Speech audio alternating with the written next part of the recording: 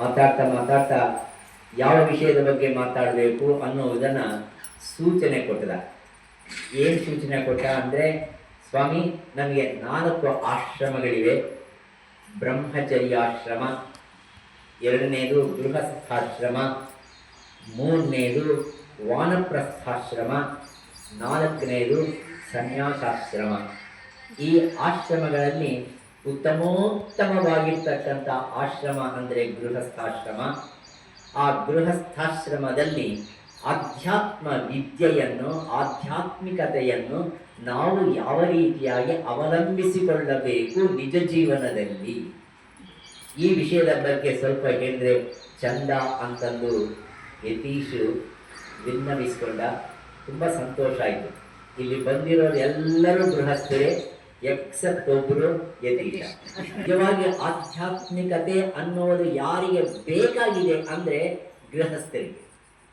ಗೃಹಸ್ಥರೇ ಆದರ್ಶಮಯವಾಗಿರ್ತಕ್ಕಂಥ ಆಶ್ರಮವನ್ನು ಹೊಂದಿರೋರು. ಪೂರ್ಣವಾಗಿರ್ತಕ್ಕಂಥ ಆಶ್ರಮದಲ್ಲಿ ನಿಜವಾಗಿರ್ತಕ್ಕಂಥ ಆಶ್ರಮ ಅಂದರೆ ಗೃಹಸ್ಥಾಶ್ರಮ. ಗೃಹಸ್ಥನಿದ್ರೇನೆ ಬ್ರಹ್ಮಚಾರಿಗೆ ಅನ್ನ ಹಾಕೋದು, ಗೃಹಸ್ಥ ಇದ್ರೇನೆ ಗೃಹಸ್ಥನಿಗೆ ಅನ್ನ ಹಾಕೋದು, ಗೃಹಸ್ಥನಿದ್ರೇನೆ ವಾನಪ್ರಸ್ಥಾಶ್ರಮವನ್ನು ನೋಡ್ಕೊಳ್ತಕ್ಕಂಥ ಯಾವುದು, ಗೃಹಸ್ಥನಿದ್ರೇನೆ ಸನ್ಯಾಸಿಗೆ ಭಿಕ್ಷೆಯನ್ನು ಹಾಕೋದು. ಎಲ್ಲರೂ ಭಿಕ್ಷೆ ಹಾಕತಕ್ಕಂಥದ್ದೇ ಅಲ್ಲ, ಎಲ್ಲರೂ ಕ್ಷೇಮವನ್ನು ಚೆನ್ನಾಗಿ ತಿಳಿದುಕೊಂಡು ತಾನೂ ಚೆನ್ನಾಗಿದ್ದು ಇತರರ ಬಗ್ಗೆನೂ ಕಾಳಜಿ ವಹಿಸಿಕೊಂಡಿರ್ತಕ್ಕಂಥ ಆದರ್ಶಮಯವಾಗಿರ್ತಕ್ಕಂಥ ಆಶ್ರಮ ಅಂದರೆ ಗೃಹಸ್ಥಾಶ್ರಮ. ಕೃಷ್ಣ ಗೃಹಸ್ಥ, ಅರ್ಜುನ ಗೃಹಸ್ಥ, ಯಾರು ಗೃಹಸ್ಥರಲ್ಲ.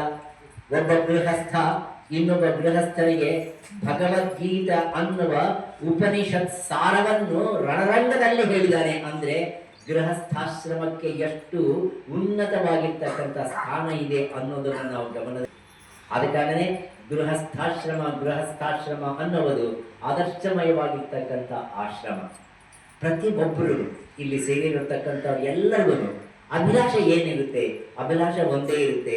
ನಾವು ಚೆನ್ನಾಗಿದ್ದೀವಿ, ನಮಗೆ ಮಕ್ಕಳು, ಆ ಮಕ್ಕಳಿಗೆ ಅವರು ಸಂಸಾರಸ್ಥರಾಗಬೇಕು, ಅವರಿಂದ ಮೊಮ್ಮಕ್ಕಳಾಗಬೇಕು, ಆ ಮೊಮ್ಮಕ್ಕಳಿಂದ ಮಕ್ಕಳಾಗಬೇಕು. ಇದು ಸಹಜವಾಗಿರ್ತಕ್ಕಂಥ ಆಶೆ. ಇದು ಅತ್ಯಾಶೆ ಅಲ್ಲ, ಇದು ಸದ್ ಆಶೆ, ನಿಜವಾಗಿರ್ತಕ್ಕಂಥ ಆಶೆ. ಇದು ಇನ್ನೂ ಒಂದು ಸೂಚನೆ ಮಾಡುತ್ತೆ. ಏನು ಸೂಚನೆ ಮಾಡುತ್ತೆ ಅಂದರೆ, ಆತ್ಮ ವಸ್ತುವು ಭಗವಂತ ಯಾವ ರೀತಿಯಾಗಿ ಭೂತ ಭವಿಷ್ಯತ್ ವರ್ತಮಾನ ಕಾಲಗಳಲ್ಲಿ ಈ ರೂಪದನ್ನು ತಾಳಿ ಅವನು ಶಾಶ್ವತವಾಗಿರ್ತಕ್ಕಂಥ ಸ್ಥಿತಿಯನ್ನು ಹೊಂದಿದ್ದಾನೆ ಅನ್ನೋದನ್ನು ಸೂಚನೆ ಮಾಡುತ್ತೆ.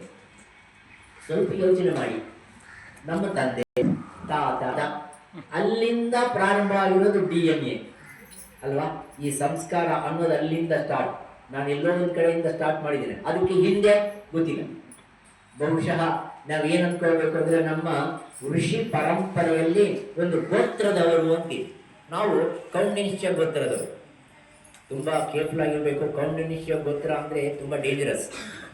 ಕೌಂಡಿನ್ಯ ಮಹಾಮುನಿ ಅದ್ಭುತವಾಗಿರ್ತಕ್ಕಂಥ ಮುನಿ. ಆ ಕೌಂಡಿನ್ಯ ಮುನಿ ಅವ ವಂಶಸ್ಥರು ಅಂದರೆ ಕೌಂಡಿನ್ಯ ಮುನಿಯಲ್ಲಿ ಇರ್ತಕ್ಕಂಥ ಯಾವುದೇ ಒಂದು ಪ್ರಬಲವಾಗಿರ್ತಕ್ಕಂಥ DNA ನನ್ನಲ್ಲಿನೂ ರಕ್ತಗತವಾಗಿ ಹರಿತಾ ಇದೆ. ಅದೇ ರೀತಿಯಾಗಿ ಕೌಂಡಿನ್ಯ ಮಹಾಮುನಿಯ ಪತ್ನಿ ಯಾರನ್ನು ಹೇಳ್ತೀರ? ಚಂಡಿ. ಆ ಮಹಾನುಭಾವ ಹೇಗೆ ಅವನು ಜೀವನ ಮಾಡೋನು ಗೊತ್ತಿಲ್ಲ, ಆದ್ರೂ ಆದರ್ಶಮಯವಾಗಿರ್ತಕ್ಕಂಥ ಕೌಂಡಿನ್ಯ ಮಹಾಮುನಿ. ಅದೇ